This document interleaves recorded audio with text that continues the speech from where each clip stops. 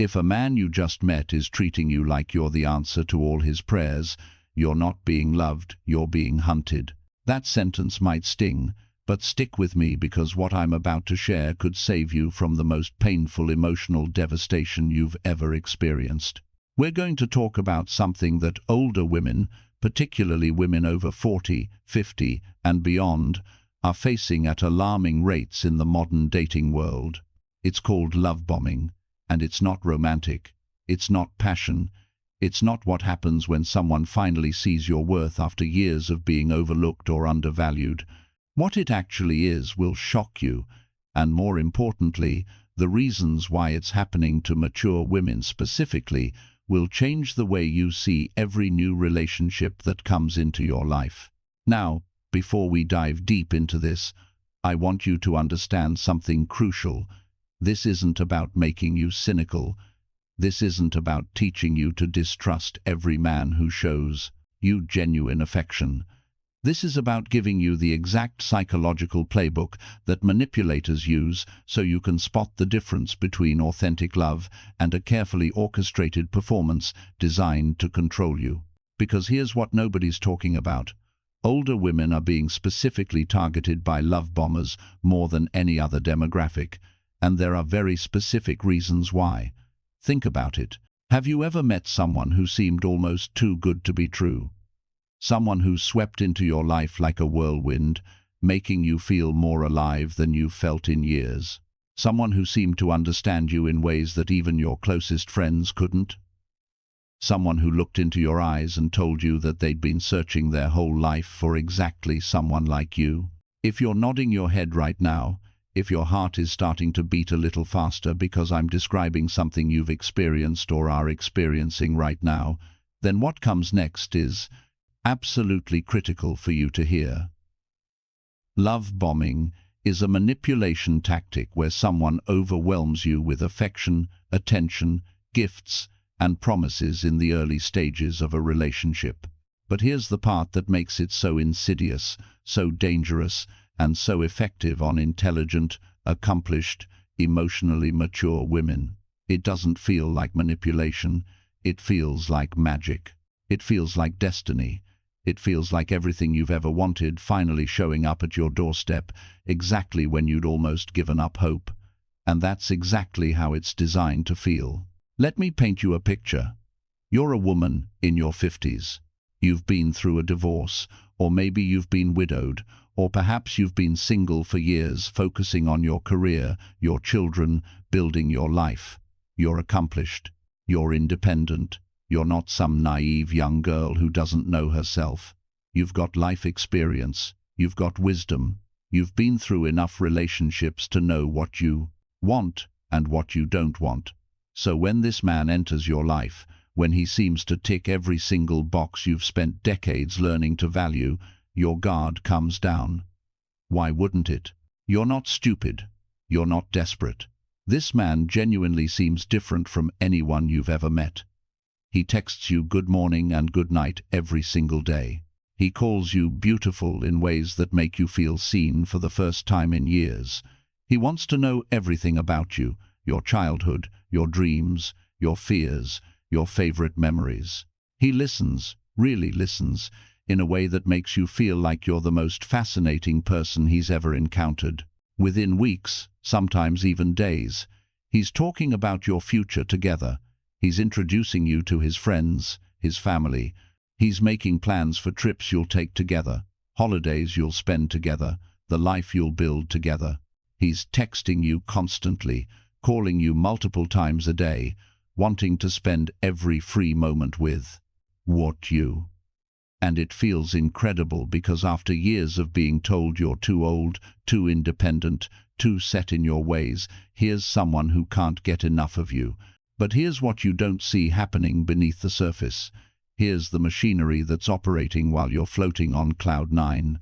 Every text, every call, every grand gesture, every seemingly spontaneous moment of intimacy is carefully calculated to do one thing: create dependency. The love bomber is studying you. He's learning your vulnerabilities, your insecurities, your wounds, the places where you've been hurt before. And he's doing this not to love you better, but to control you more effectively. Because once you're emotionally dependent on the high he's creating, once your brain is literally addicted to the dopamine rush of his attention, once you've reorganized your life around his presence, that's when the switch flips. Can you imagine investing your heart, your trust, your hope into someone only to discover that everything they showed you was a performance?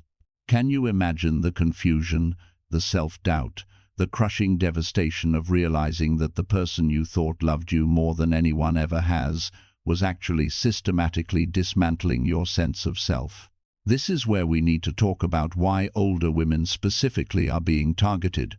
And I need you to hear this without shame, without embarrassment, because understanding the psychology behind this is what's going to protect you moving forward. Older women represent what manipulators call high-value targets. Not because you're vulnerable in the way society likes to paint older women as desperate or lonely, quite the opposite. You're targeted because you often have resources.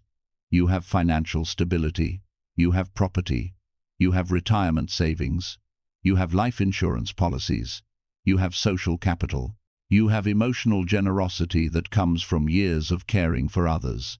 But there's something else that makes older women particularly susceptible to love bombing, and this is the piece that nobody wants to say out loud.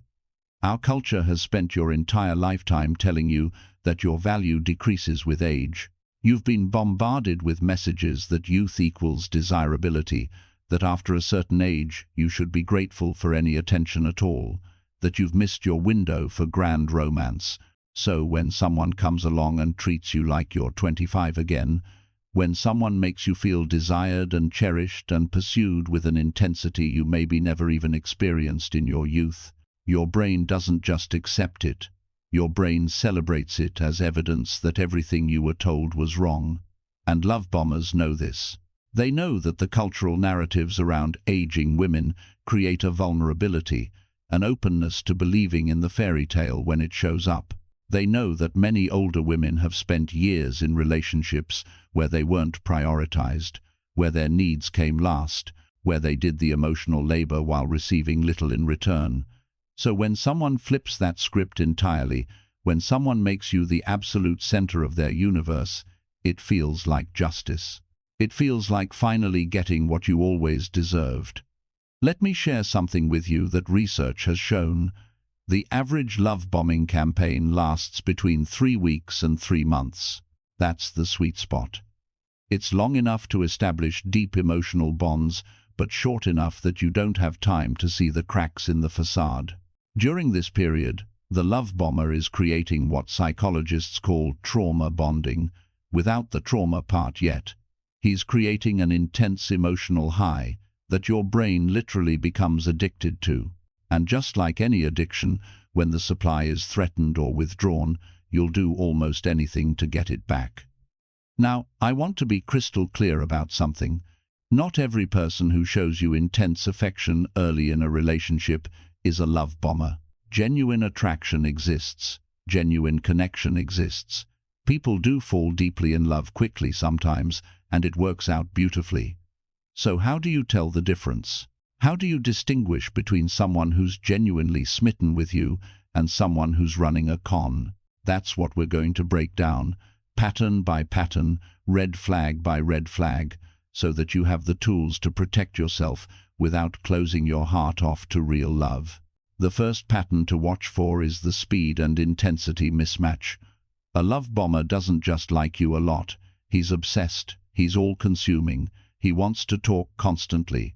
He needs to see you constantly.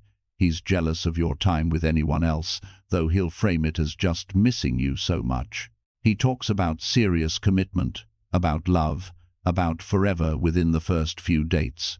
And when you try to slow things down, when you express that maybe you should take things at a more reasonable pace, he makes you feel like you're the one being cold or withholding or afraid of real love. Here's a question I want you to sit with. If someone truly loves you, wouldn't they respect your pace? Wouldn't they want you to feel secure and comfortable rather than swept away and overwhelmed? Real love isn't a race. Real love doesn't have a shot clock. Real love understands that trust and intimacy are built over time through consistent behavior, not through grand gestures and emotional flooding. The second pattern is mirroring to an uncanny degree. Love bombers are exceptional at becoming your perfect partner. Whatever you value, they value. Whatever you dream of, they dream of. Whatever you believe, they believe. They love all the same movies you love. They have the same life philosophy you have. They want the same kind of relationship you want. They even seem to dislike the same things you dislike. And at first, this feels like cosmic alignment. It feels like you've found your soulmate, your twin flame, the person who finally gets you. But here's the reality. Nobody is that perfectly aligned with anyone else. Human beings are complex, contradictory, multifaceted. We have different tastes, different preferences, different opinions, even with the people we're most compatible with. So when someone mirrors you too perfectly, what you're seeing isn't compatibility, you're seeing strategy. Love bombers are emotional chameleons. They study you and reflect back exactly what you want to see, and they're good at it because they've done it before. You're not the first, you're not the only one. You're the latest in a pattern that stretches back through their entire adult life. And the scariest part? They often don't even see themselves as manipulators. They believe their own performance in the moment. They're so skilled at becoming whoever they need to be that they've lost touch with who they actually are, if they ever knew. The third pattern is isolation disguised as intimacy. This one's subtle, so pay attention. A love bomber will start creating an us against the world dynamic very early in the relationship. He'll tell you that nobody has ever understood him the way you do. He'll share deep traumas and vulnerabilities, often very quickly, which creates a false sense of intimacy and makes you feel special for being trusted. But here's the trap. In return for this vulnerability, he expects your complete emotional availability. He starts expressing concern about your friends or family members. Maybe they don't understand what you two have. Maybe they're jealous. Maybe they're toxic. Maybe they don't have your best interests at heart. He begins subtly, and sometimes not so subtly, encouraging you to spend less time with them and more time with him. He needs you. He's had such a hard life. You're the only one who really gets him.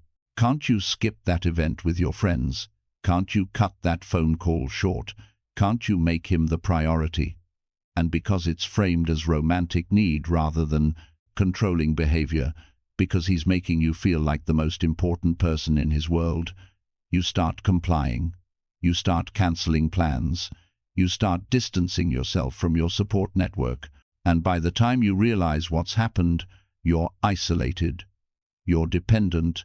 You've reorganized your entire life around this person, and the people who might have helped you see what was happening are no longer close enough to reach you. Isolation dressed as love is still a cage. The fourth pattern is future faking at an Olympic level. Love bombers don't just talk about the future with you. They create elaborate, detailed fantasies about it. They know exactly where you'll live together. They've picked out the house you'll buy. They talk about the trips you'll take, the adventures you'll have, the ways your lives will intertwine. They talk about growing old together. They might even talk about making you the beneficiary of their life insurance or adding you to their will. And they do this before you've even had a serious discussion about whether you're exclusive, before you've met each other's children, before you've seen each other sick or stressed or at your worst. They're building a castle in the sky, and they're making it so vivid, so appealing, so real that you start investing in it emotionally. You start planning your life around these promises. You start making decisions based on this future that exists only in words. But here's what future faking does psychologically. It creates what researchers call premature trust. When someone describes a detailed future with you, your brain starts treating that future as a commitment, as something real, even though nothing has actually been done to earn that level of trust. And when you've invested emotionally in a future with someone, You become far less likely to see red flags in the present.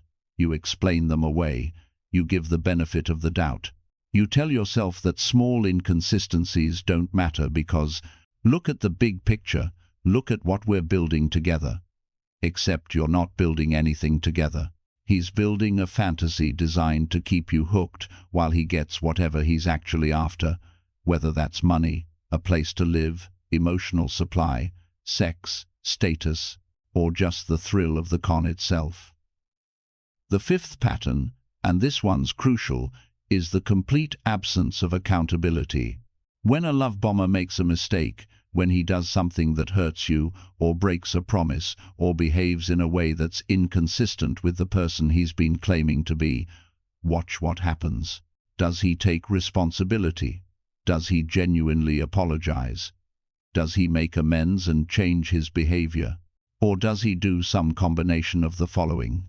Deny it happened, tell you you're remembering it wrong, blame you for making him do it, claim you're too sensitive or too demanding, bring up something you did weeks ago to deflect, turn on the charm and make you feel guilty for bringing it up, or suddenly become the victim who's being attacked and misunderstood.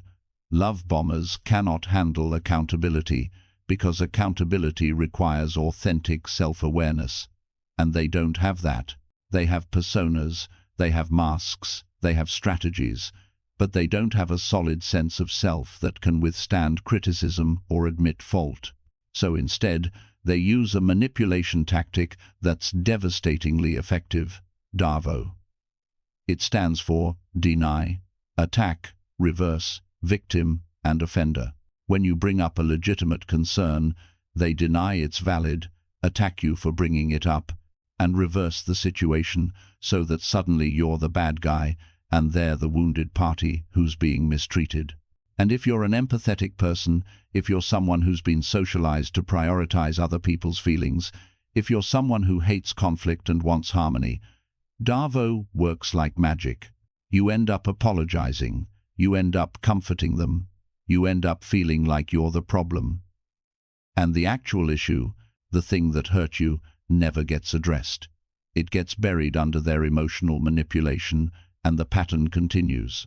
Now, let's talk about what happens after the love-bombing phase ends, because it always ends.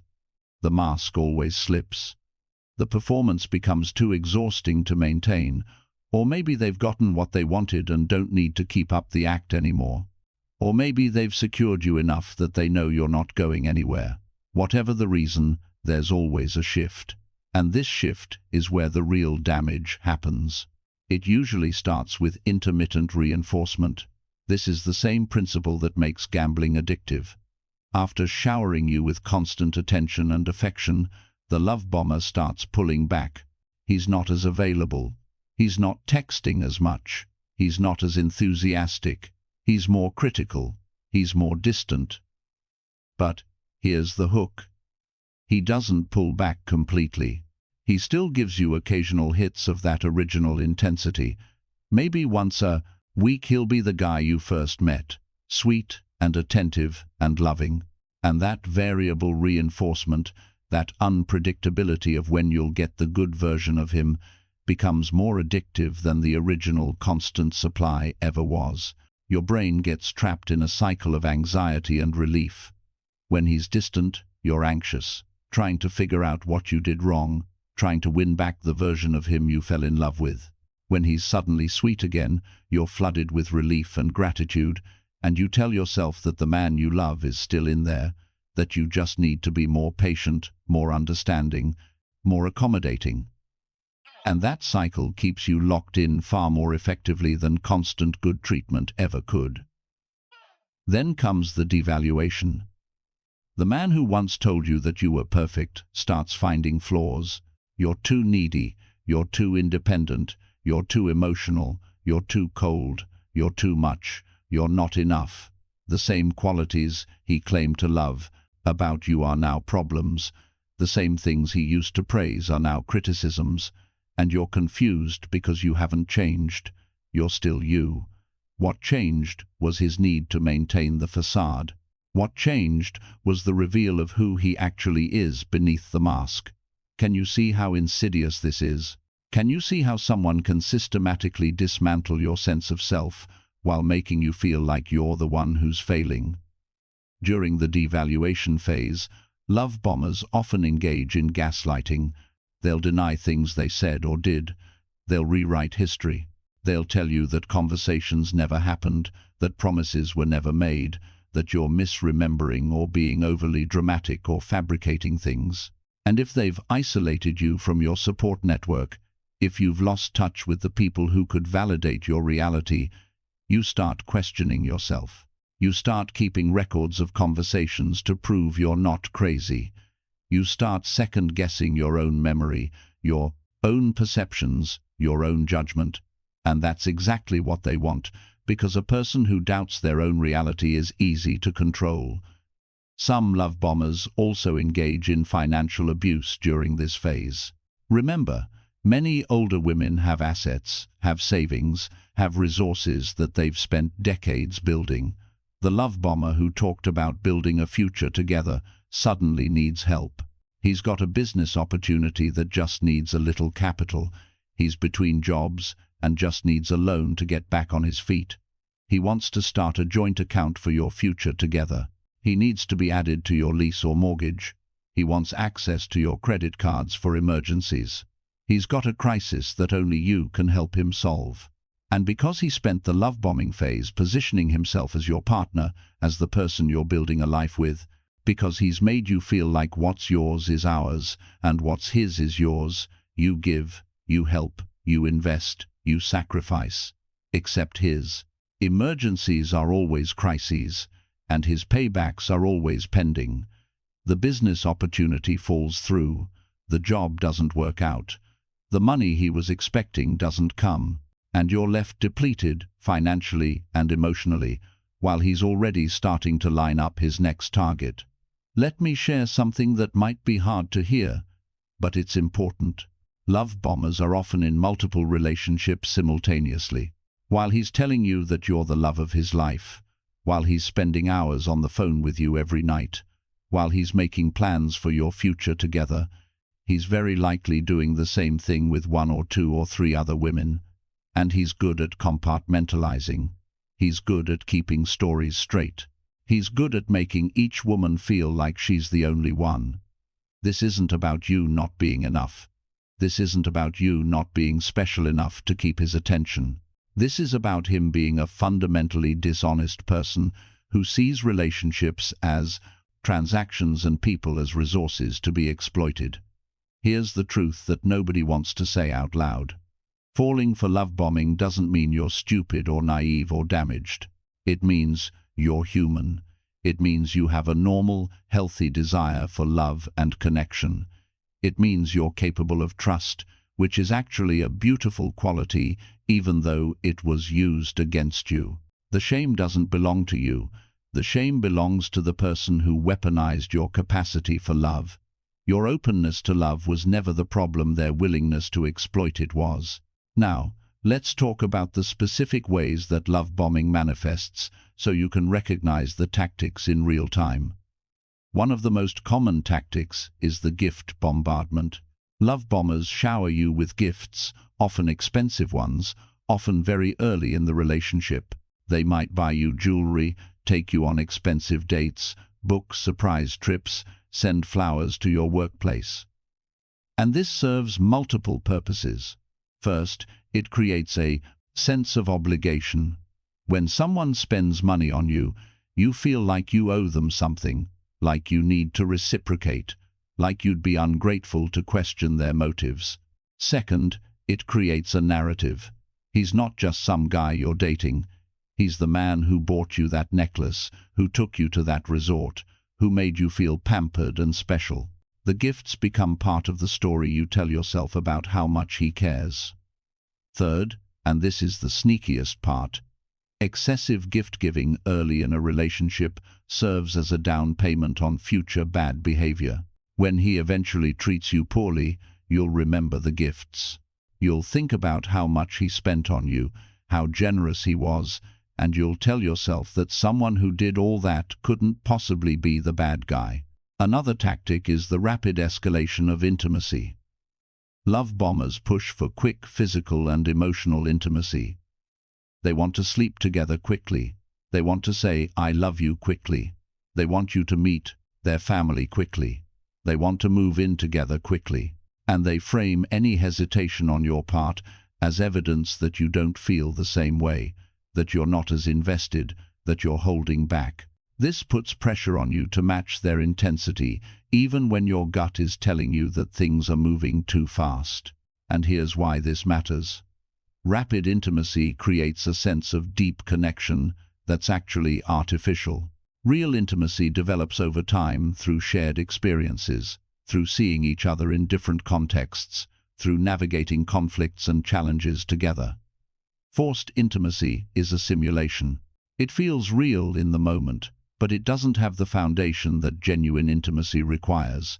And when that foundation is missing, the whole thing collapses at the first real test. Let me ask you something.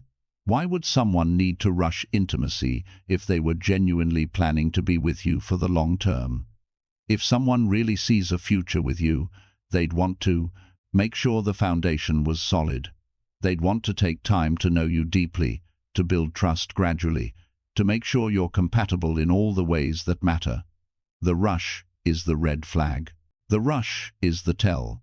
The rush means they're trying to lock you in before you have time to see who they really are. Another common tactic is the use of pet names and possessive language extremely early. Within days or weeks, you're not just a woman he's dating. You're his queen, his soulmate, his wifey, his everything. He refers to you as my girl, my woman, as if you've already been together for years. He talks about you in possessive terms that sound romantic but are actually claiming ownership. And this language does something to your brain. It shifts how you see yourself in relation to him. You start identifying as his partner before you've actually decided if you want to be his partner. You start feeling like you owe him the loyalty and commitment that this language implies before he's actually earned it through consistent, trustworthy behavior over time. Love bombers also use a tactic called love bombing by proxy. They orchestrate situations where other people tell you how great he is, how much he cares about you, how lucky you are to have found him. His friends tell you he's never been like this with anyone before. His mother tells you she's never seen him so happy. His co-workers mention how he never stops talking about you. And all of this external validation reinforces the narrative that what you're experiencing is real, is special, is something you'd be crazy to question. But here's what you don't know. Those people might be in on it. They might be part of his pattern, telling each new target the same things. Or they might be fooled too, seeing the same mask you're seeing, having no idea who he really is, because he's compartmentalized his life so effectively that nobody sees the whole picture. Now let's talk about the psychological aftermath of being love-bombed and then discarded or devalued, because understanding this is crucial for your healing. When a love-bombing relationship ends or transforms into abuse, survivors often experience symptoms that mirror post-traumatic stress disorder. You might have intrusive thoughts about the relationship, about what you could have done differently, about whether you misread everything. You might have nightmares. You might feel hypervigilant in new relationships, unable to trust your own judgment. You might experience anxiety and depression. You might isolate yourself, feeling too ashamed to tell people what happened, feeling like they'll judge you for falling for it, for not seeing the signs, for being so-called stupid. But here's what you need to understand. This trauma response is not weakness. It's evidence that you experienced something genuinely harmful. Love bombing followed by devaluation or discard creates cognitive dissonance that your brain struggles to resolve. How can someone who said they loved you more than anyone ever has suddenly treat you with contempt? How can someone who promised you forever suddenly ghost you or replace you? Your brain tries to make sense of the discrepancy, and in the process, you often blame yourself. You tell yourself that you must have done something wrong, that you must have driven them away, that you must have misunderstood the relationship. But the truth is simpler and more painful. You didn't misunderstand anything. You were deliberately deceived. You were targeted. You were manipulated. And none of that is your fault. One of the most damaging aspects of love bombing is how it affects your self-trust. After being fooled by someone who seemed so genuine, so perfect, so right, you start doubting your ability to read people. You start second-guessing your instincts. You become afraid to date again, because what if you can't tell the difference between authentic interest and manipulation? What if you fall for it again? What if you're just fundamentally bad at choosing partners? And this self-doubt keeps you stuck. It keeps you isolated. It prevents you from opening up to potentially genuine connections because you're terrified of being hurt again. So how do you rebuild that self-trust? How do you move forward without either becoming cynical and closed off or remaining vulnerable to being exploited again? That's the balance we need to find, and it starts with understanding that your instincts were probably working all along. You probably had gut feelings that something was off. You probably had moments of doubt or confusion. You probably noticed inconsistencies, but you overrode those instincts because you wanted to believe, because the story he was telling was so appealing, because he was so good at explaining away the red flags or making you feel bad for noticing them. The work isn't to become more suspicious. The work is to learn to honor your instincts, even when someone is telling you you're wrong, even when someone is making you feel guilty for questioning them. Even when someone seems perfect on the surface, your instincts are survival mechanisms. They're pattern recognition systems that have been honed over millions of years of human evolution. When something feels off, it usually is off, even if you can't articulate exactly what or why. Let me give you a framework for distinguishing between genuine interest and love bombing in future relationships. I want you to think of healthy relationship development like a staircase. Each step represents a level of intimacy and commitment, and you can't skip steps. You can't go from step 1 to step 10 without climbing through all the steps in between. A genuine person will climb that staircase with you at a pace that feels comfortable for both of you. They'll respect your pace. They'll understand that trust is built through consistency over time, not through intensity in a short period. A love bomber tries to skip the staircase entirely. They want to take an elevator straight to the top, to deep commitment and enmeshment, before you've had a chance to actually know them. And when you try to slow down, when you try to take the stairs like a reasonable person would, they make you feel like you're being difficult or withholding or afraid of real love. So here's your litmus test. Does this person respect your pace, or do they push against it? Do they accept your boundaries, or do they try to cross them while framing it as romantic persistence? Do they understand when you say you need time, or do they make you feel guilty for not moving as fast as they want? The answer to these questions tells you everything you need to know. Another key distinction is consistency. Genuine interest is consistent. It doesn't wildly fluctuate. It doesn't blow hot and cold. Someone who genuinely cares about you shows up consistently. They don't disappear for days and then come back with elaborate excuses. They don't treat you like you're the center of their universe one day and ignore you the next. They don't oscillate between intense affection and cold distance. Love bombers, on the other hand, are all about extremes. They're either all in or all out. They're either showering you with attention or pulling away to keep you anxious and chasing, and those extremes are what create the addiction. Your brain gets hooked on the highs and lows, on the uncertainty, on the drama of never knowing which version of them you're going to get. Healthy love is steady. It's not boring. Genuine connection is never boring, but it's reliable. You know where you stand. You feel secure. You don't spend your days analyzing text messages or wondering if they still care. You don't feel like you're constantly auditioning for the role of partner. You feel chosen, consistently, in ways that are demonstrated through actions, not just words. And that brings me to another crucial distinction: words versus actions. Love bombers are masters of words. They say all the right things. They make elaborate promises. They tell you everything you want to hear. But when you look at their actions, at what they actually do versus what they say, there are mismatches everywhere. They say they want to spend forever with you, but they won't define the relationship. They say they're committed, but they're still on dating apps. They say you're their priority, but they cancel plans constantly. They say they'll change, but the same patterns repeat. Genuine people might not always have the perfect words. They might not be poets or romantics, but their actions match their words. What they say and what they do align. And that alignment is what builds trust. So pay attention to the alignment. Don't just listen to what someone tells you about who they are or how they feel. Watch what they do. Watch how they treat service workers. Watch how they talk about their exes. Watch how they handle frustration or disappointment. Watch how they respond when you can't give them what they want.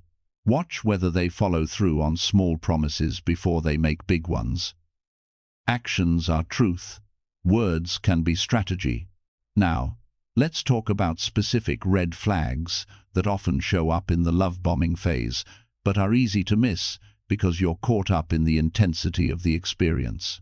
One major red flag is when someone has a pattern of quick, intense relationships that ended badly, and they frame every single one as the other person's fault.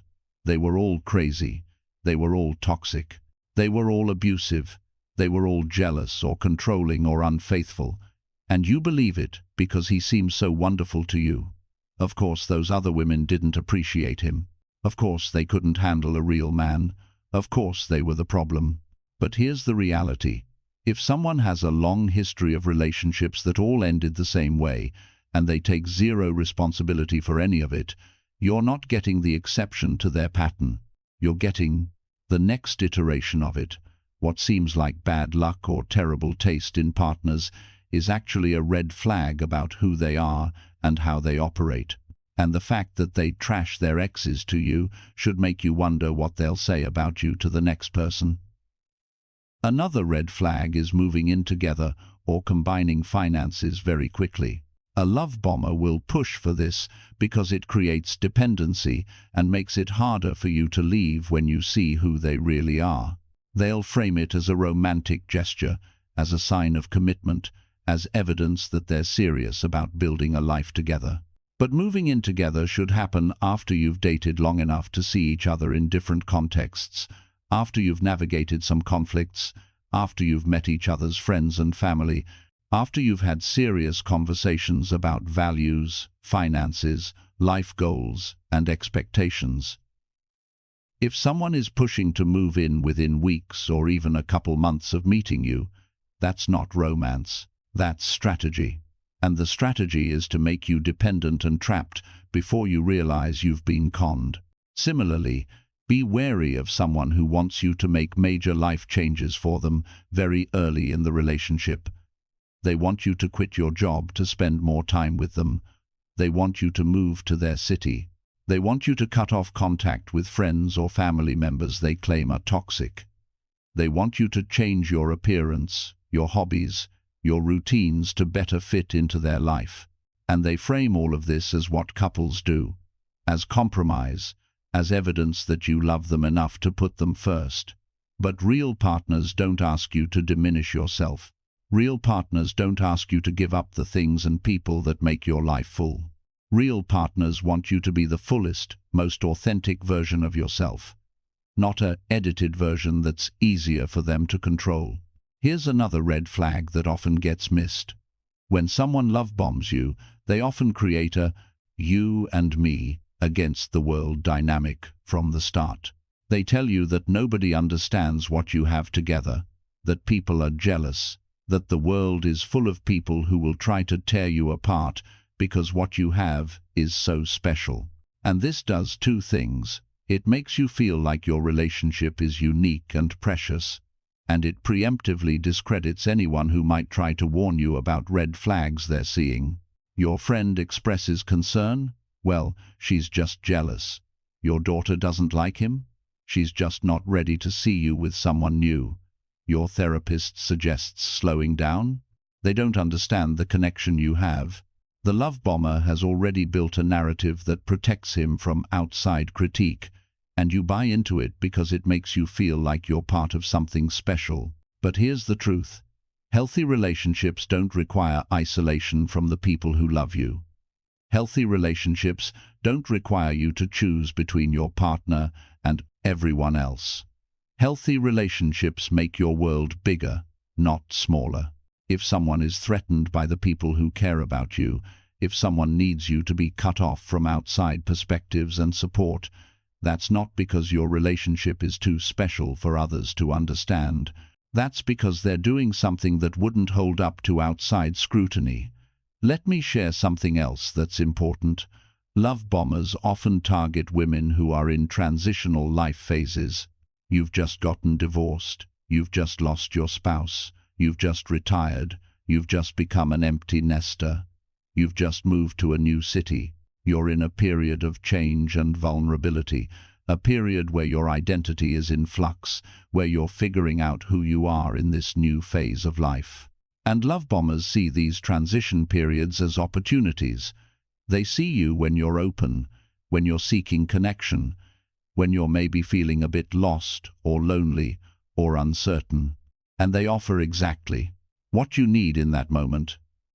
Someone who makes you feel secure, desired, valued, seen. But the security they offer is false. It's a performance designed to exploit your vulnerability, not to honor it. Real support during a transition period looks different. It looks like someone who encourages you to take your time, to process what you're going through, to maintain your other connections, to rediscover yourself. It looks like someone who's patient, who understands that you need space to grieve or adjust or transform.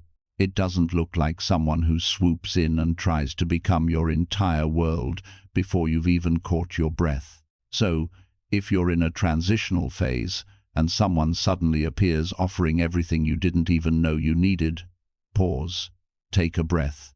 Ask yourself, is this person supporting my transition or are they exploiting it? Are they helping me become more myself? Or are they trying to define who I should be? Are they giving me space to process? Or are they rushing me into a new identity that centers them? Now I want to address something that might be uncomfortable, but is absolutely essential. What if you're reading all of this and recognizing that you're currently in a relationship with a love bomber? What if you're realizing that the man you've been dating or living with or are even married to has been running this playbook? What if everything I'm describing sounds exactly like your experience, and you're feeling sick because you see it all now, the patterns you couldn't see before, the manipulation you thought was love? First, breathe. You're not alone, you're not stupid, and you're not trapped, even though right now it might feel like you are. Second, understand that leaving a love bomber is often harder than leaving a conventionally bad relationship because of something called cognitive dissonance. Your brain is trying to reconcile two incompatible truths. This person told me they loved me more than anything, and this person has hurt me and deceived me. Your brain wants to make sense of this, so it often decides that you must be the problem. If you were better, if you tried harder, if you were more patient, more understanding, more forgiving, you could get back to the good times. You could bring back the version of him that you fell in love with. But here's what you need to understand. That version never existed. It was a persona, a character he played, a mask he wore, and you can't get back something that was never real to begin with. The grief you're feeling isn't just about losing him. It's about losing the future you thought you were building, the person you thought he was, the story you thought you were living. And that grief is real and valid, even though the relationship was based on deception. Third, if you're going to leave, and I strongly encourage you to consider it, understand that love bombers don't typically let go easily. When you try to end things, many of them will launch another love-bombing campaign. They'll suddenly be the person you fell in love with again. They'll apologize, they'll cry, they'll promise to change. They'll tell you they can't live without you. They'll threaten to harm themselves. They'll show up at your home or workplace. They'll send gifts. They'll write letters. They'll try to win you back through a repeat of the original tactics that worked. And if that doesn't work, they'll often switch to anger and intimidation. They'll threaten you. They'll badmouth you to anyone who will listen. They'll try to turn your friends or family against you. They'll stalk you. They'll try to destroy your reputation or your finances. This escalation is dangerous. If you're planning to leave someone you suspect is a love bomber, please do it safely. Talk to a domestic violence advocate. Make a safety plan. Secure your finances. Document everything. Tell trusted friends or family members what's happening so you have support and witnesses. Change your passwords. Consider a restraining order if necessary. Don't leave a forwarding address. Block them on all platforms. And understand that the most dangerous time is often right after you leave, so take that seriously.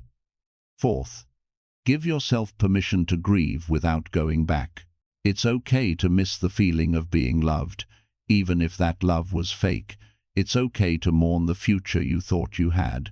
It's okay to feel angry and sad and confused and heartbroken. But don't let those feelings pull you back into the cycle. The person who love-bombed you will not change. They might change tactics, they might change targets, but they won't fundamentally change who they are, because that would require a level of self-awareness and genuine remorse that they simply don't have. Now, let's talk about healing and rebuilding after love-bombing. The first step is reality testing your experience.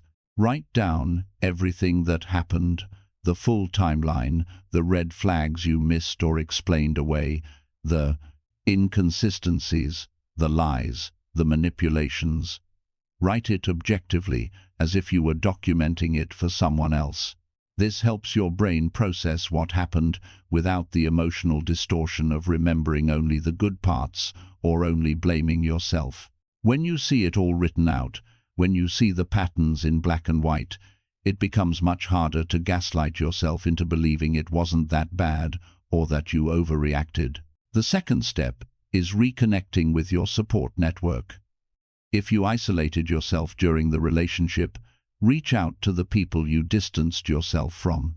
Apologize if you need to. Explain what happened if you're comfortable, but don't beat yourself up. The people who really love you will understand that you were manipulated, and they'll be grateful to have you back. If you don't have a support network, or if your existing one is damaged, build a new one. Join groups for survivors of narcissistic abuse or toxic relationships. See a therapist who specializes in trauma and manipulation. Connect with other women who've been through similar experiences. You need people who can validate your reality and remind you that what happened wasn't your fault. The third step is rediscovering who you are outside of the relationship. Love bombing often involves a loss of self. You became so focused on him, so consumed by the relationship, so busy trying to be what he wanted, that you lost touch with your own interests, your own goals, your own identity. Now is the time to reclaim that. What did you used to love before you met him? What dreams did you put on hold? What hobbies did you abandon? What friendships did you neglect? What parts of yourself did you suppress? Reconnect with those things. Rebuild your life around your own values and desires, not around trying to be acceptable to someone else. The fourth step is learning to trust yourself again. This is the hardest part, and it takes time. Start small. Notice when your instincts tell you something, and honor that feeling, even if you can't explain it rationally. If someone gives you a weird vibe, trust it. If a situation feels off, trust it.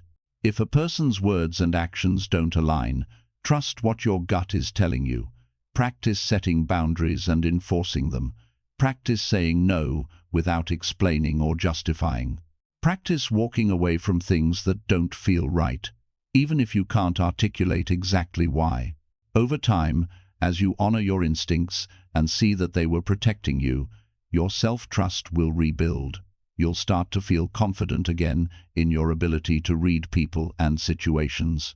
And that confidence is your armor against future manipulation. The fifth step is educating yourself about manipulation tactics so you're better equipped to spot them. You're already doing this by watching this video, so good for you. But keep learning. Read books about narcissistic abuse, gaslighting, love bombing, trauma bonding. Listen to podcasts. Watch educational content. The more you understand about how manipulators operate, the easier it becomes to spot them early and protect yourself. Knowledge truly is power in this context. And finally, when you're ready, give yourself permission to date again, but with new standards and new boundaries. You don't have to be cynical or closed off. You don't have to treat every new person like a potential threat. But you do need to be more discerning. You do need to watch for patterns. You do need to slow things down deliberately. You do need to trust actions more than words. And you need to be willing to walk away at the first major red flag, even if everything else seems perfect. Because you now know that perfect can be a performance. You now know that intensity can be strategy. You now know that your instincts are worthy of respect. And you now know that you deserve someone who loves you in ways that are consistent, respectful, and genuine, not someone who performs love to manipulate you. Let me share some practical strategies for protecting yourself from love bombing in future relationships. First, implement what I call the 90-day rule. Do not make any major commitments or life changes within the first 90 days of meeting someone. Don't move in together. Don't combine finances. Don't introduce them to your children. Don't make them your emergency contact. Don't lend them money. Don't quit your job or move cities. Don't change your social life to accommodate them. Keep your life exactly as it is and see if they can fit into it without demanding that you reshape everything around them. 90 days gives you enough time to see past the initial performance. It gives you enough time to see how they handle stress, conflict, disappointment. It gives you enough time to notice inconsistencies. And it gives your logical brain time to catch up with your emotional brain so you can make decisions based on reality, not just chemistry and fantasy. Second, introduce new partners to your trusted friends and family relatively early and listen to what those people say. If multiple people you trust express concerns about someone you're dating, don't dismiss it. Don't tell yourself they're jealous or they don't understand. Sit with their concerns. Ask them to be specific. Listen with an open mind. The people who love you and have known you for years often see things you can't see because you're emotionally invested. They're not wearing rose-colored glasses. They can spot the red flags you're explaining away. This doesn't mean you have to break up with someone just because your best friend doesn't like them. But it does mean you need to take those concerns seriously and investigate whether there's truth to them. Third, pace the physical intimacy. I know this is controversial and might sound old-fashioned, but there's solid psychological reasoning behind it. When you become physically intimate with someone quickly, your brain releases hormones like oxytocin and dopamine that create emotional bonding. These hormones can override your logical assessment of whether this person is actually good for you. They create attachment even when attachment isn't warranted. And love bombers know this. They push for physical intimacy quickly because they know it'll make you bonded to them before you've had time to see who they really are. So slow it down. Wait until you actually know someone. Wait until their actions have consistently matched their words. Wait until you've seen them in different contexts and they've proven themselves trustworthy. You're not being prudish or playing games. You're being wise. You're protecting your heart and your peace. Fourth, watch how they handle the word no. This is huge. Pay attention to what happens when you set a boundary or say you're not comfortable with something. Do they respect it, or do they push back? Do they accept your no, or do they try to convince you to change your mind? Do they sulk, or get angry, or withdraw? Affection when you assert yourself. How someone responds to your no tells you everything about whether they respect your autonomy. A love bomber will not take no gracefully. They'll make you feel guilty for having boundaries. They'll tell you that if you really loved them, you'd do what they want. They'll frame your boundaries as evidence that you're damaged or cold or not ready for real love. Don't fall for it. Someone who respects you respects your no, full stop. Fifth, maintain your own life no matter how much you like someone. Keep your hobbies, keep your friendships, keep your routines, keep your financial independence, keep your own home. Don't let anyone, no matter how wonderful they seem, become your entire world. You should be a complete, fulfilled person on your own, and a relationship should add to your life, not become your life. If someone is threatened by your independence, if they need you to be available all the time, if they pout or complain when you spend time with friends or pursue your interests, that's a red flag. Healthy partners want you to have a full, rich life. Manipulators want you to be dependent on them for your happiness and sense of self. Sixth, trust patterns more than apologies. Anyone can apologize. Anyone can say they'll change.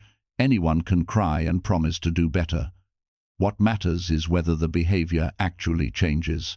If someone repeatedly does something that hurts you, apologizes, promises to change, and then does the same thing again, believe the pattern. Don't keep giving chances based on words. Don't keep hoping that this time will be different. Actions are what matter. Changed behavior is what matters. And if the behavior doesn't change despite repeated apologies, you're not dealing with someone who's making mistakes. You're dealing with someone who's showing you exactly who they are and using apologies to keep you hooked. Now, let's address a question you might be asking. Can someone who love bombs change? Can they recognize what they're doing, get help, and become capable of healthy love? The answer is complicated. Technically, any human being is capable of change if they have genuine insight into their behavior, genuine remorse for the harm they've caused, and genuine commitment to doing the hard work of therapy and self-examination.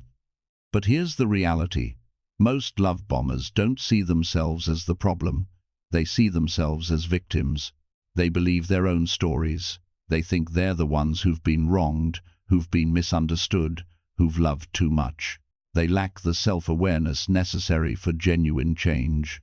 And even if they do go to therapy, they often manipulate the therapist, use therapy language to sound more self-aware while continuing the same behaviors, or go just long enough to convince their current target that they're changing before reverting right back.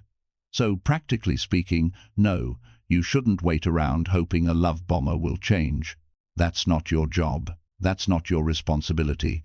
And more importantly, you deserve better right now, not someday when they might possibly do the internal work to become a decent partner. Your life, your peace, your happiness matter right now. Don't sacrifice them betting on someone else's potential. Let me talk for a moment specifically to older women who might be thinking that it's too late for them to find healthy love, who might be tempted to settle for a love bomber because at least it's attention, at least it's someone showing interest. I need you to hear this. You are not too old for real love. You are not so undesirable that you should be grateful for manipulation disguised as affection. You are not running out of time. The narrative that women have expiration dates, that your value decreases with age, that you should settle for whatever attention comes your way, is toxic, patriarchal garbage that has nothing to do with your actual worth or your actual chances of finding genuine connection. Here's what's actually true. You're more valuable now than you've ever been. You have wisdom. You have life experience. You know yourself. You've survived challenges. You've built a life. You have emotional depth that can only come from having lived. And the right person will see that value. The right person will appreciate your maturity, your self-awareness, your independence, your complexity.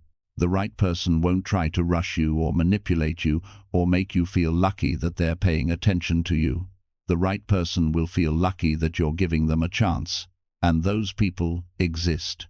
Healthy, genuine, emotionally mature men who are capable of real love exist. And you deserve to hold out for one of them rather than settling for someone who sees you as a target. Being alone is better than being with someone who's conning you. Being alone is better than being in a relationship that requires you to silence your instincts, override your boundaries, and shrink yourself. Being alone is better than being with someone who makes you doubt your reality and question your worth. You can be happy alone. You can build a full, meaningful, joyful life on your own. And from that place of wholeness and contentment, if love finds you, it'll be a bonus, not a necessity. And when you're not desperate for love, when you're not afraid of being alone, you're much harder to manipulate. You have the strength to walk away from anything that doesn't serve you. And that strength is what protects you. I want to share one more thing about the specific vulnerability of older women to love bombing, and this one's important. Many older women have spent their lives caring for others. You've been mothers, daughters, wives, caregivers, friends. You've been socialized to prioritize other people's needs, to be empathetic, to give the benefit of the doubt, to see the best in people, to nurture, to fix, to heal. And those are beautiful qualities. The world needs more empathy, more generosity, more care. But those same qualities make you vulnerable to people who exploit them. Love bombers specifically target empathetic, generous, caring women because they know you'll give them chance after chance. They know you'll try to understand where they're coming from. They know you'll make excuses for their behavior. They know you'll try to fix them, to love them into wholeness, to be patient while they work through their issues. But here's what you need to understand. You cannot love someone into being a good person. You cannot care for someone into respecting you. You cannot nurture someone into changing if they don't genuinely want to change. And your empathy, when directed at someone who's manipulating you, isn't helping them. It's helping them continue to hurt you. So you need to redirect that care toward yourself. You need to become as empathetic with yourself as you are with others. You need to give yourself the benefit of the doubt. You need to see the best in yourself. You need to nurture and care for your own healing and well-being with the same intensity you've given to everyone else. This doesn't mean becoming selfish or cold. It means becoming balanced. It means extending to yourself the same compassion you've always extended to others. It means recognizing that your needs matter as much as anyone else's. It means understanding that protecting yourself from harm isn't mean or suspicious or closed off. It's wise. It's necessary. It's an act of self-love. Let's talk about the specific ways older women can protect their resources. Because, as I mentioned earlier, financial exploitation is often a component of love bombing when the target is an older woman. Never give money to someone you've known for less than 6 months, period. I don't care what the emergency is. I don't care how convincing the story is. I don't care how much you trust them. If someone you've recently met needs money, they should be getting it from their bank, their family, their friends they've known for years, not from someone they just started dating. And if they claim they can't get money from any of those sources, that's a red flag in itself. Why can't they? What's the pattern there? Never co-sign loans or credit cards for someone you're dating. Never add someone to your bank accounts, your property titles, your credit cards. Never make someone a beneficiary on your life insurance or retirement accounts until you're in a legally recognized marriage, and even then, think carefully. Never give anyone access to your passwords or financial information. Keep your finances completely separate until you've been in a stable, healthy relationship for years and have potentially consulted with a financial advisor or attorney about the best way to combine resources while protecting yourself. If someone you're dating gets angry or offended when you maintain financial boundaries, that tells you everything you need to know. Someone who actually cares about you will respect your financial independence. They'll understand that you've worked hard for what you have and that you need to protect it. They won't pressure you to prove your love or trust by giving them money or access to your resources. Financial pressure in a new relationship is always a red flag. Also, be wary of someone who seems to have an unstable financial life themselves. They're always between jobs, always having emergencies, always in crisis, always needing bailouts. That's not just bad luck. That's either a sign of very poor judgment and life skills, which is its own red flag, or it's a pattern of financial exploitation where they've been burning bridges and moving from target to target. Either way, you don't want to get entangled with that. You deserve a partner who's financially stable and responsible, who contributes equally to the relationship, who doesn't see you as a resource to be tapped. Now let's talk about the emotional manipulation that often comes with love bombing, specifically the ways love bombers use your own emotions against you.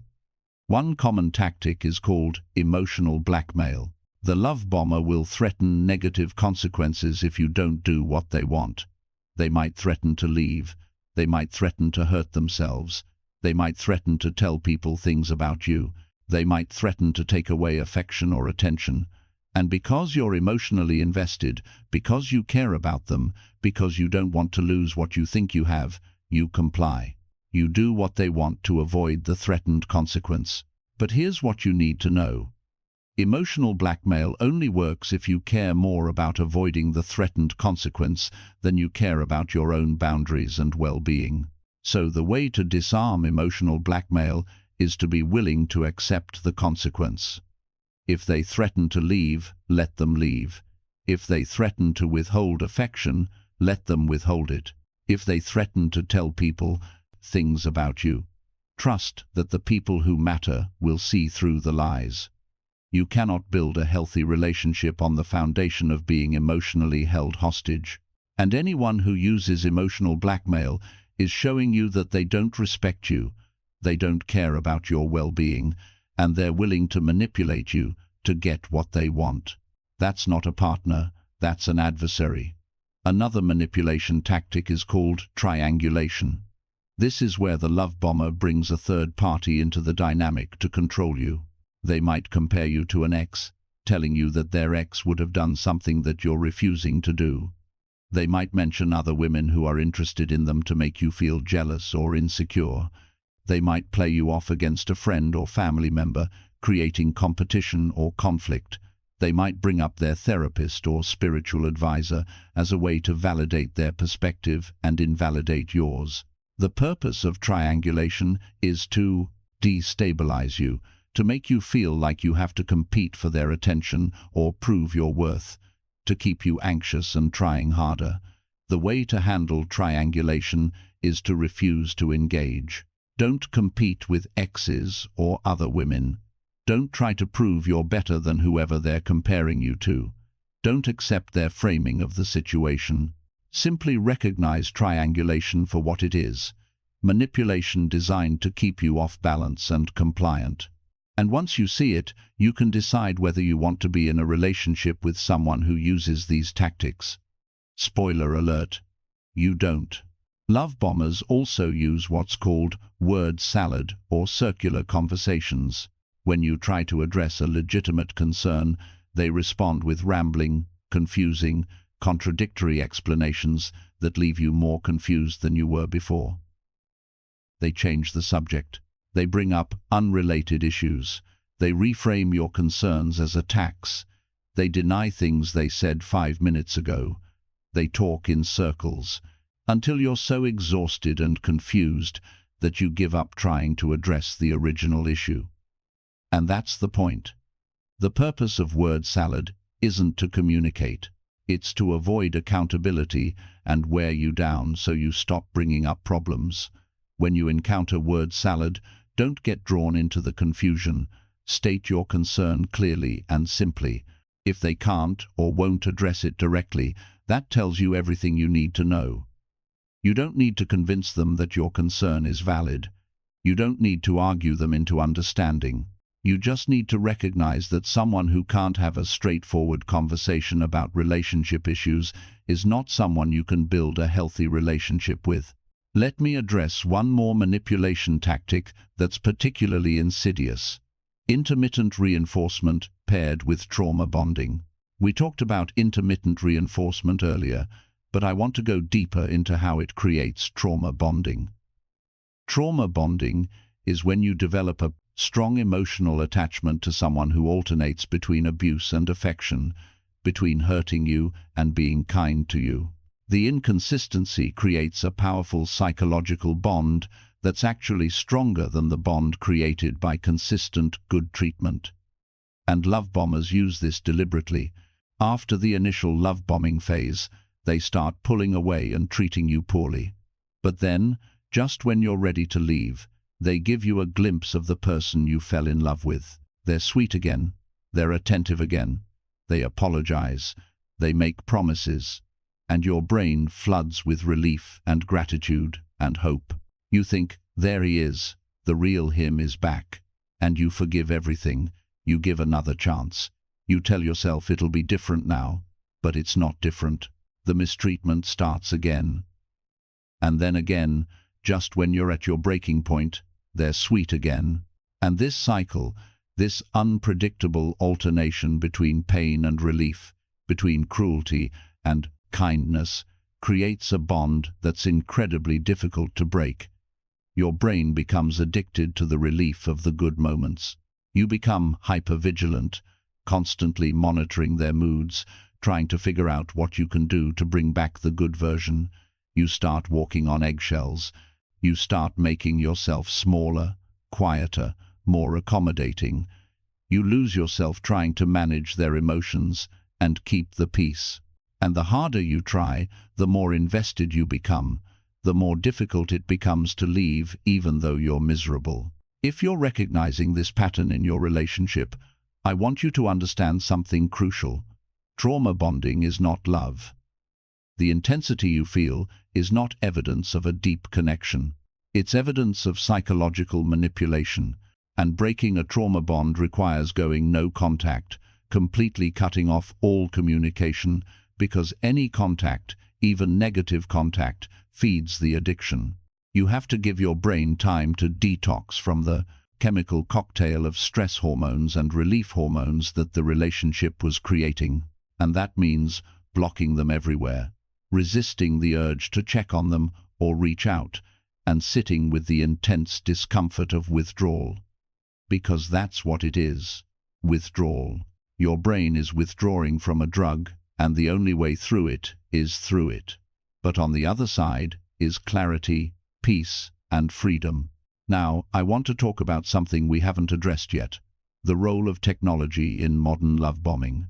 Dating apps have made it easier than ever for love bombers to find and target victims. They can maintain multiple relationships simultaneously because they're all happening through screens. They can craft perfect personas through carefully curated photos and bios. They can love bomb multiple people at once through text and messaging apps, and they can disappear and reappear with ease, ghosting when the mask slips and then reinventing themselves on a different platform. Technology also makes love bombing more intense. Constant texting means constant communication, which accelerates the sense of intimacy and connection. They can message you good morning before you're even out of bed and good night before you fall asleep. They can stay in touch throughout the day, creating a sense of constant presence. And this constant digital connection can create a false sense of closeness that isn't actually based on real-time, in-person experience. So, if you're dating through apps, which many older women are now doing, be especially vigilant. Don't let digital communication substitute for in-person dating.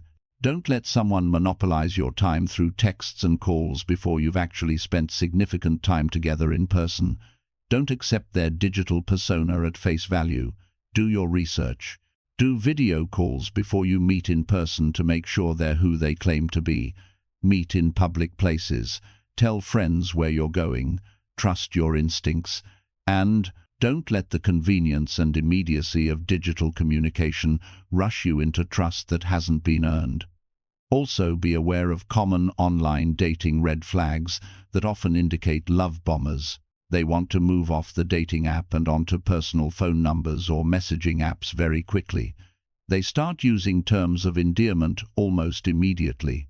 Their messages are intense and overly romantic right from the start. They ask very personal questions early on. They share dramatic personal stories designed to elicit sympathy. They're suspiciously perfect for you, mirroring everything you've said you want. They push to meet in person quickly. They declare strong feelings before you've even met.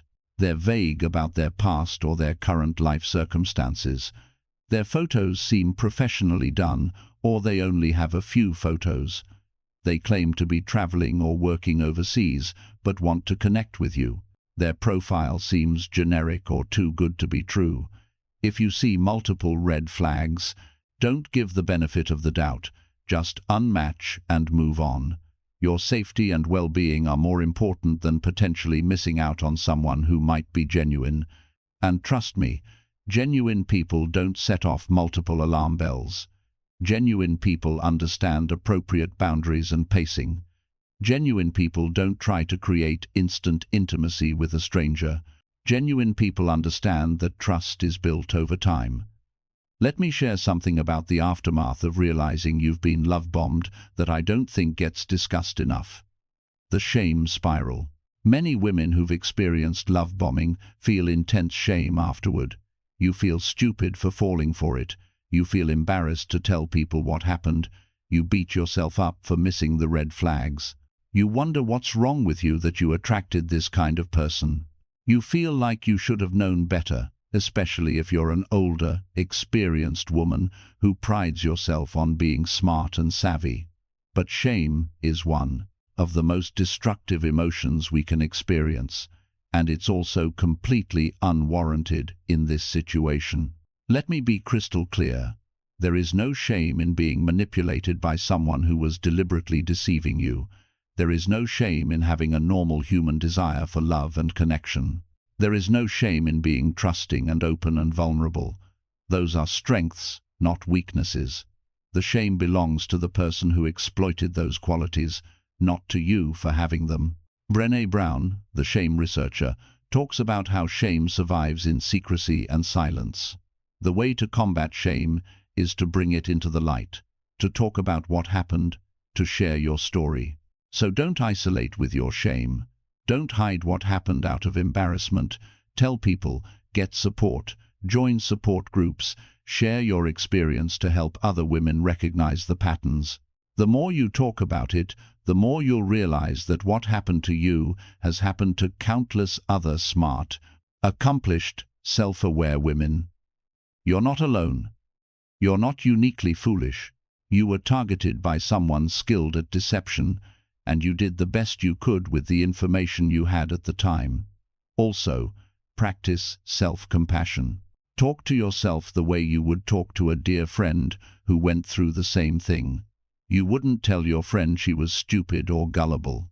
You'd tell her she was victimized by a manipulator, that it wasn't her fault, that she deserves better. Give yourself that same compassion. Be as kind to yourself as you would be to someone you love. And every time the shame thoughts come up, every time you start beating yourself up, interrupt that pattern. Say out loud or in your head, I did the best I could. I'm not to blame. I deserve compassion. And mean it. Let's talk about the long-term impact of love bombing and how to address it. Many survivors of love bombing develop what psychologists call complex PTSD. This is different from PTSD from a single, traumatic event. Complex PTSD develops from ongoing, repeated trauma, often in the context of a relationship. Symptoms include emotional flashbacks, difficulty trusting, hypervigilance, difficulty regulating emotions, negative self-perception, and relationship problems. If you're experiencing these symptoms after a love-bombing relationship, please get professional help. See a therapist who specializes in trauma and narcissistic abuse. Consider EMDR therapy, which has been shown to be effective for processing trauma. Look into support groups for survivors of narcissistic abuse. Take care of your physical health because trauma lives in the body. Exercise, eat well, sleep enough. Practice stress reduction techniques. Give yourself time to heal. This isn't something you just get over. It's something you process, integrate, and heal from. And that takes time. Also understand that healing isn't linear. You'll have good days and bad days. You'll have periods where you feel strong and clear, and then something will trigger you, and you'll feel like you're back at square one. That's normal. That's part of the process. Don't judge yourself for struggling. Don't think you should be over it by now. Be patient with yourself. Healing from psychological manipulation is a journey, and like any journey, it has ups and downs, detours and setbacks. But you're moving forward even when it doesn't feel like it. Now let me address family and friends who might be watching this because they're concerned about someone they love who they think is being love-bombed. First, understand that you probably can't convince your loved one that they're being manipulated, especially if they're deep in the love-bombing phase. They're experiencing intense emotions and brain chemistry that overrides logic. They're not going to believe you if you tell them their partner is a manipulator, because all they can see is how wonderful this person makes them feel. So instead of directly attacking the partner or the relationship, focus on maintaining connection with your loved one. Let them know you're there for them no matter what. Express your concerns gently and specifically, not in generalizations. Instead of saying, "He's a narcissist," which will put them on the defensive, say, "I noticed he pressures you to cancel our plans. That concerns me because I value our friendship." Point out specific behaviors that worry you without making judgments about the person or the relationship. And here's the crucial part. Don't give ultimatums. Don't say, "It's him or me." That will backfire because the love bomber has already been working to isolate your loved one, and if you push them to choose, they might choose the love bomber. And then you've lost your ability to be there when they eventually need you. So stay connected, stay supportive. Make it clear that you're there whenever they need you, no questions asked, no "I told you so." If your loved one is in danger, if there's physical abuse or serious financial exploitation or stalking, then of course you need to intervene more directly, potentially involving authorities. But if it's emotional manipulation without immediate danger, the best thing you can do is be a consistent, non-judgmental presence so that when they're ready to leave, they have someone to turn to.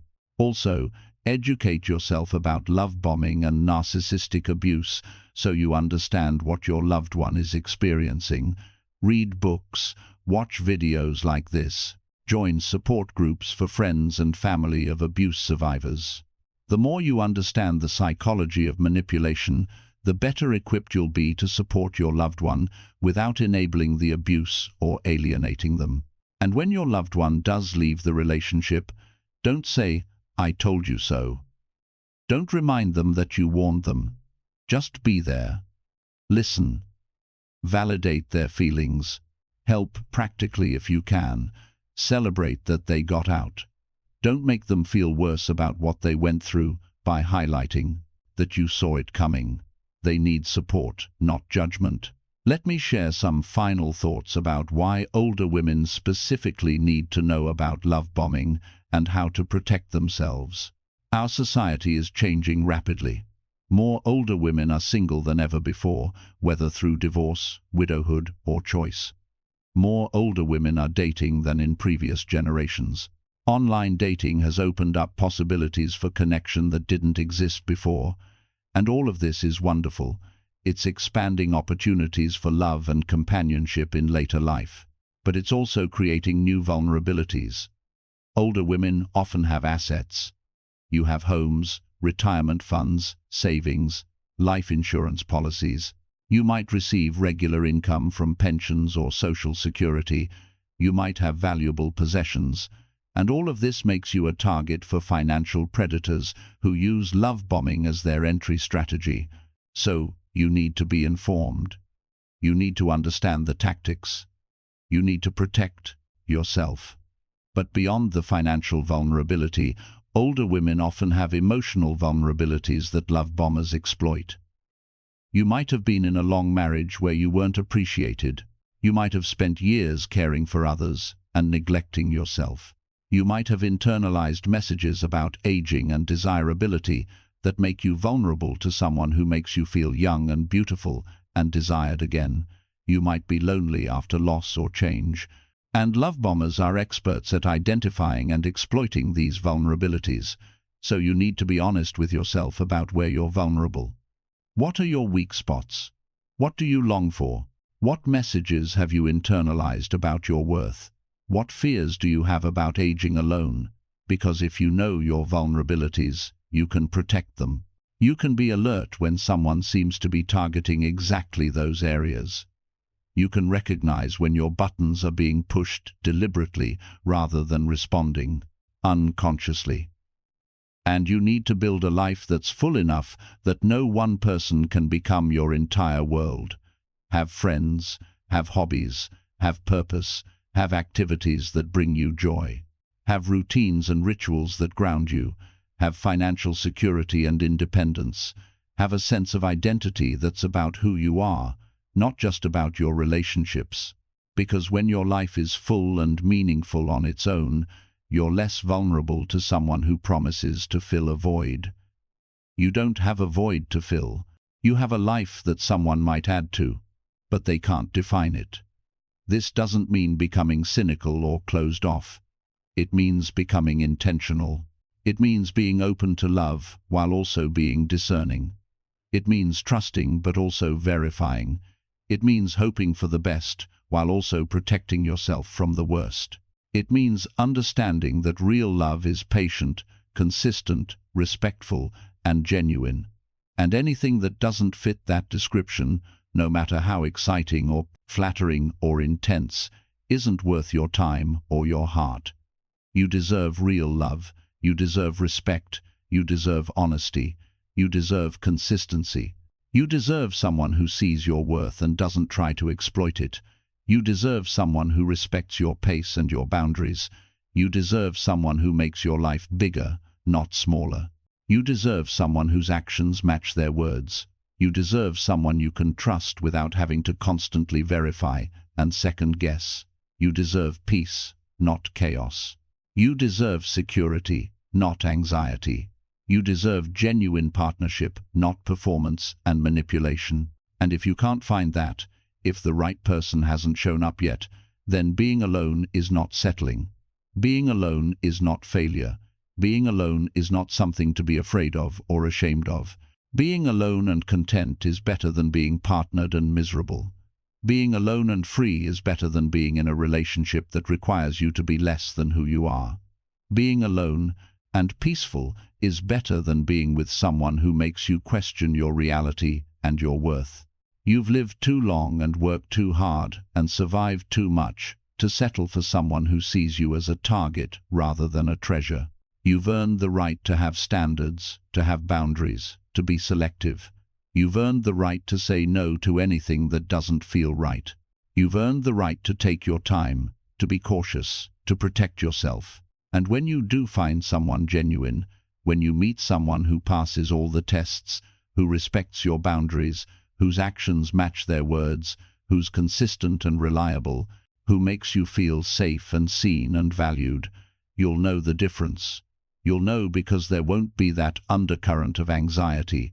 You won't be constantly second-guessing. You won't be walking on eggshells. You won't be explaining away red flags. You won't feel like you're being rushed or pressured or manipulated. You'll feel at peace.